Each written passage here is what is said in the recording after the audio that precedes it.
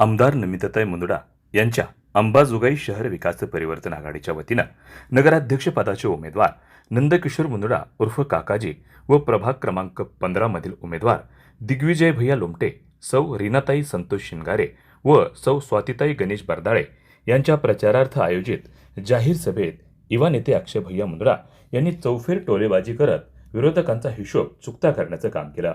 नगर परिषदेच्या माध्यमातून माजी आमदार व माजी नगराध्यक्ष यांच्या गैरकारभाराचा पाडा वाचून आपण त्यांचे काम व पुरावे हे जनतेसमोर मांडणार आहोत आणि हिंमत असेल तर त्यांनी याचं उत्तर थेट पुराव्यासहित द्यावं असं आव्हान दिलं.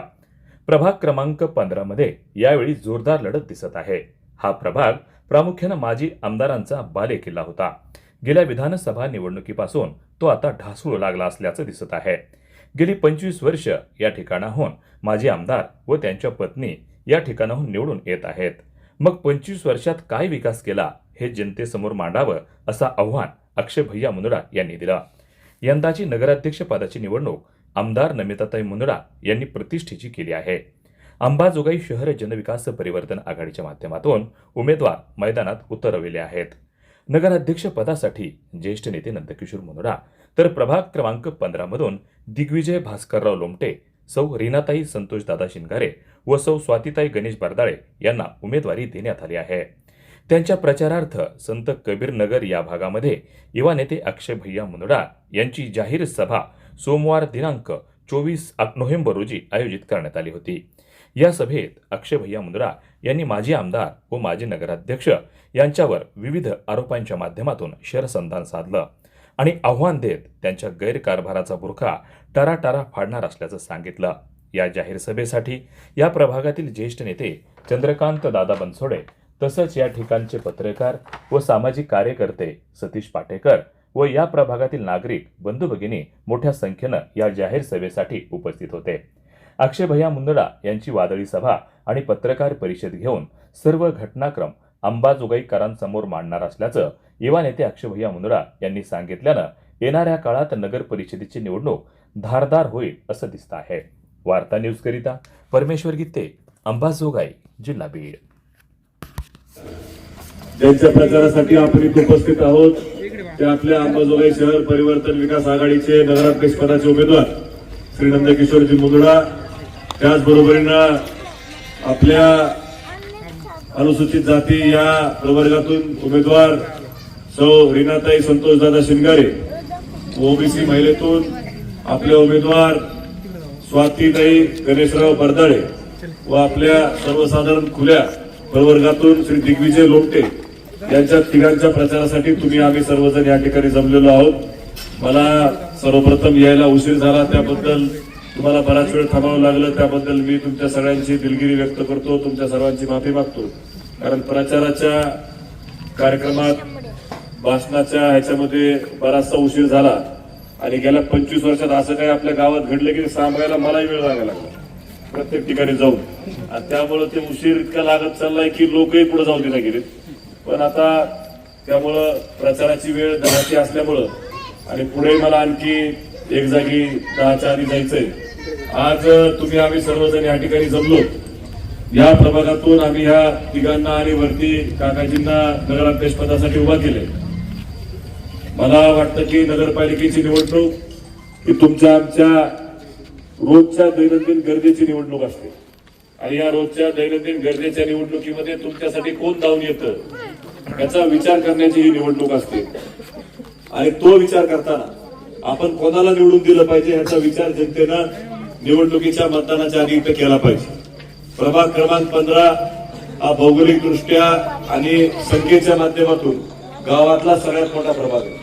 त्या प्रभागाला प्रत्येक वेळेस एक जास्तीचा सदस्य नगरसेवक म्हणून या ठिकाणी राहिलेला आहे. आजही बाकीचे वार्ड तुम्ही बघा, 2 नगरसेवक त्या वार्डामध्ये असतात आणि आपल्या वार्डामध्ये 3 नगरसेवक या ठिकाणी निवडून दिले जातात. नगरपालिकेची निवडणूक म्हणलं तर विकासाच्या कामावरती इथं बोललं पाहिजे. आज 25 वर्षापासून एका व्यक्तीच्या ताब्यामध्ये, एका कुटुंबाच्या ताब्यामध्ये नगरपालिका 25 वर्षापासून आहे आणि मी लहानाचा मोठा तुमच्या बाजूच्या गल्लीमध्ये इथं झालो आणि तिथं बऱ्याचदा आम्ही सुद्धा क्रिकेट खेळायला जाताना इकडून जाताना आम्ही इथून जायचो आणि बऱ्याचदा नगरपालिकेच्या निवडणुकीच्या निमित्तानं बऱ्याच जणांचे भाषणे आम्ही ऐकायचो. 25 वर्षापासून एकच भाषण आहे की तुमचं मालकी हक्कात नाव लागलं पाहिजे. असं भाषण करायचे का नाही?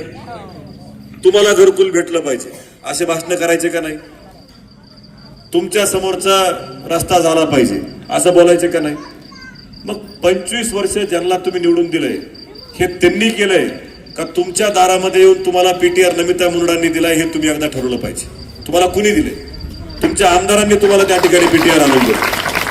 25 वर्ष तुम्ही ज्यांना नगरसेवक म्हणून निवडून दिलं, नगराध्यक्ष केलं, प्रभागातले सगळे लोक तुम्ही निवडून दिले, काय केलं त्यांनी आपल्या बरोबर? आज आपल्या इथं पलीकडे ओपन स्पेस आहे, इथून हाकेच्या अंतरावरती. त्या ओपन स्पेसचा उपयोग मला वाटत नाही गल्लीतल्या कुठल्या माणसांना करता येईल अशी तिथे परिस्थिती आहे.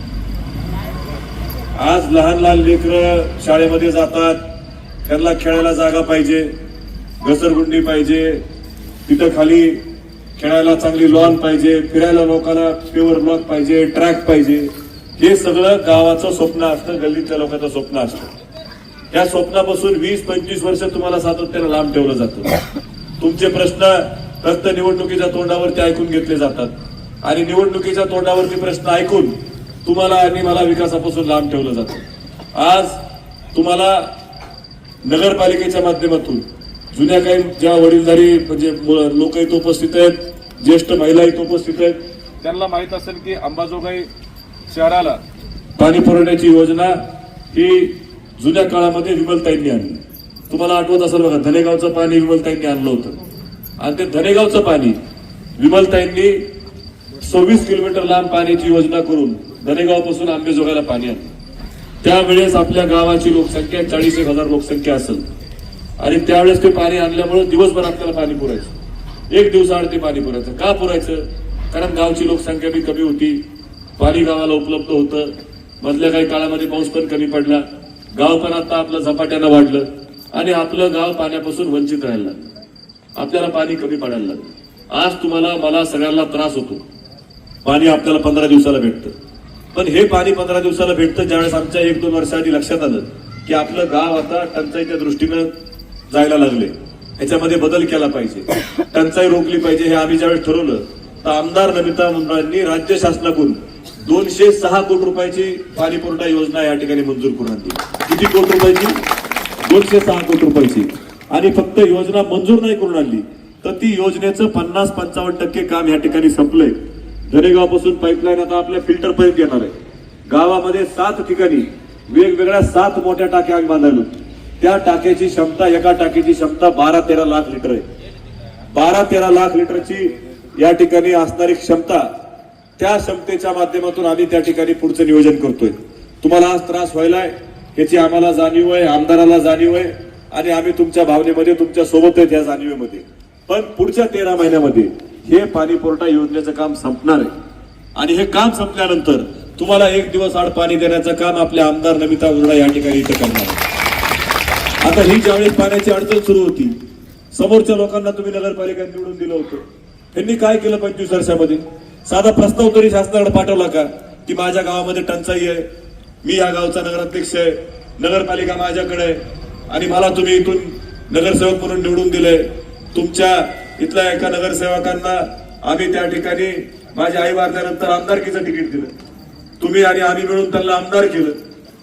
त्यांनी सुद्धा कधी पाणी पुरवठ्याच्या प्रश्नासाठी पाण्याचा प्रस्ताव तयार केला नाही.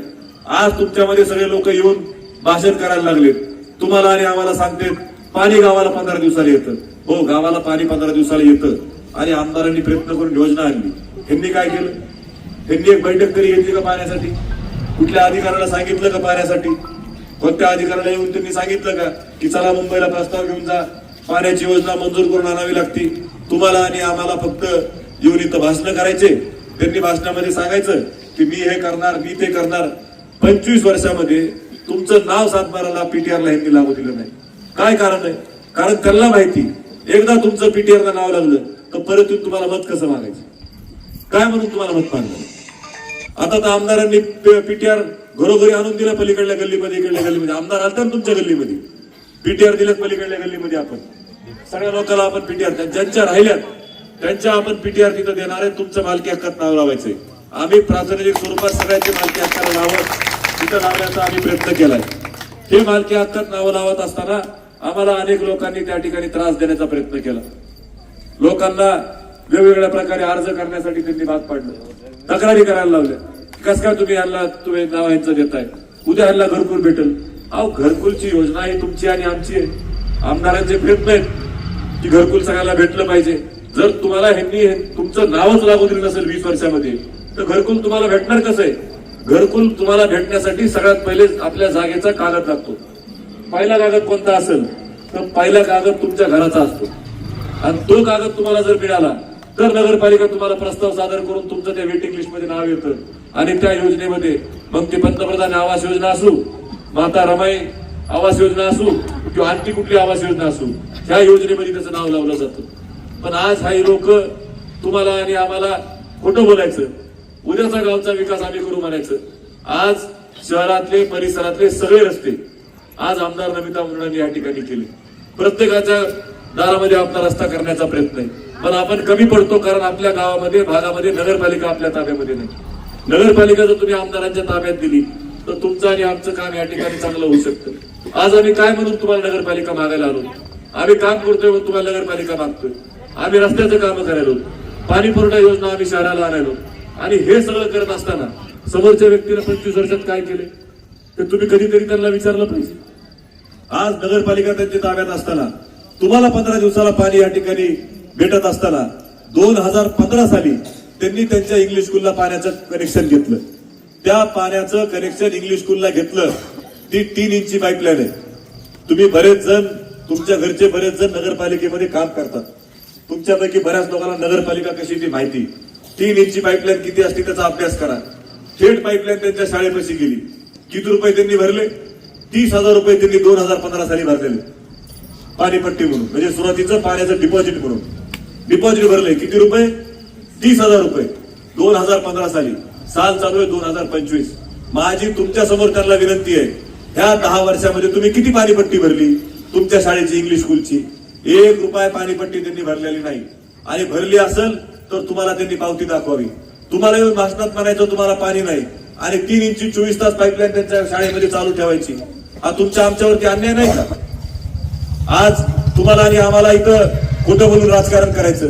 आज हे लोक नगरपालिकेच्या नावानं काही तिसरं बोलायला सुरू केले.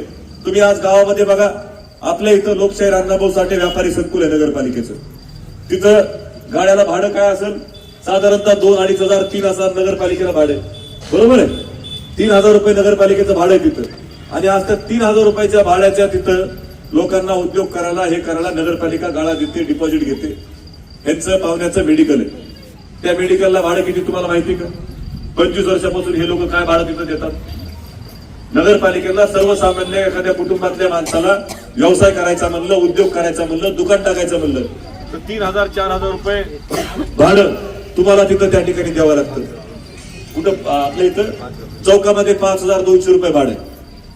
5,200 रुपये भाडं महिन्याला द्यावं लागतं नगरपालिकेला.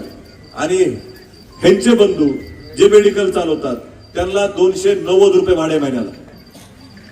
आणि हे जर खोटं असेल तर त्यांनी त्यांची पावती दाखवावी की नाही, मी 290 रुपये नाही भरत, मी 5,000 रुपये भरतो म्हणून. आज बसस्टँड सारख्या ठिकाणी 290 रुपये गाड्याला माणूस भरतो. हा तुमचा माझा पैसा चोरण्याचा प्रकार नाही का? एखाद्या गरीब माणसाला 5,000 रुपये तुम्ही लावता आणि तुम्ही स्वतः तुमच्या कुटुंबामध्ये 20-20 वर्ष नगराध्यक्ष पद असताना फक्त गावाला 290 रुपये भरता. 3 वर्षाखाली एक सीओ होते अंबेजोगाईला, त्यांनी त्यांचं भाडं वाढवलं. 290 रुपयाचं भाडं 1,500 रुपये केले.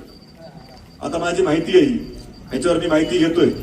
ती माहिती माझी अशी आहे, 290 रुपयाचं भाडं ज्यावेळेस 1,500 रुपये केलं तर 1,500 रुपये भाडं परवडत नाही म्हणून हे लोक कोर्टात गेले.